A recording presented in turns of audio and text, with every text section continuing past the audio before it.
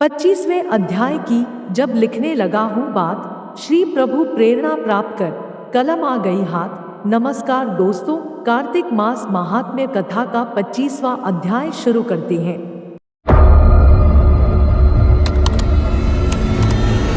धर्मदत्त ने बहुत सोच विचार करने के बाद कहा, तीर्थ में दान और व्रत आदि सत्कर्म करने से मनुष्य के पाप नष्ट हो जाते हैं, परंतु तू तो प्रेत के शरीर में है, अतः उन कर्मों को करने की अधिकारिणी नहीं है।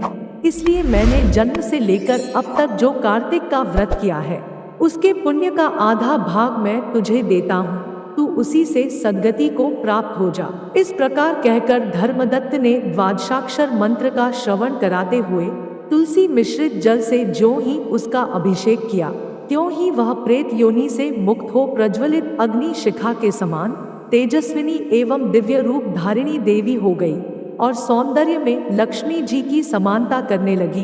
तदंतर उसने भूमि पर दंड की भांति गिरकर ब्राह्मण देवता को प्रणाम किया और हर्षित होकर गदगद वाणी में कहा, हे द्विज श्रेष्ठ, आपके प्रसाद से आज मैं इस नरक से छुटकारा पा गई। मैं तो पाप के समुद्र में डूब रही थी और आप मेरे लिए नौका के समान हो गए।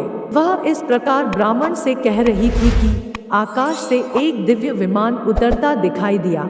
वह अत्यंत प्रकाशमान एवं विष्णु रूपधारी पार्षदों से युक्त था। विमान के द्वार पर खड़े हुए पुण्यशील और सुशील ने उस देवी को उठाकर श्रेष्ठ विमान पर चढ़ा लिया। तब धर्मदत्त ने बड़े आश्चर्य के साथ उस विमान को देखा और विष्णु रूपधारी पार्षदों को देखकर साष्टांग प्रणाम किया।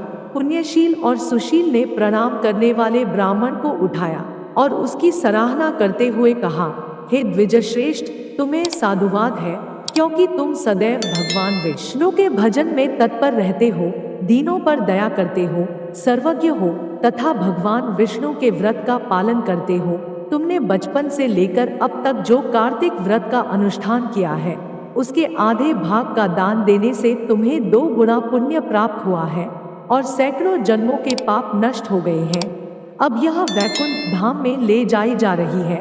तुम भी इस जन्म के अंत में अपनी दोनों स्त्रियों के साथ भगवान विष्णु के वैकुंठ धाम में जाओगे और मुक्ति प्राप्त करोगे।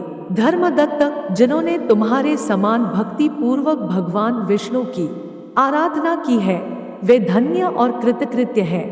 इस संसार में उन्हीं का जन्म सफल है। भली भांति आराधना करने पर भगवान विष्णु देहधारी प्राणियों को क्या नहीं देते हैं। उन्होंने ही उत्तानपाद के पुत्र को पूर्व काल में ध्रुवपद पर स्थापित किया था। उनके नामों का स्मरण करने मात्र से समस्त जीव सद्गति को प्राप्त होते हैं। पूर्व काल में ग्रहग्रस्त गजराज उन्हीं के नामों का स्मरण करने से मुक्त हुआ था।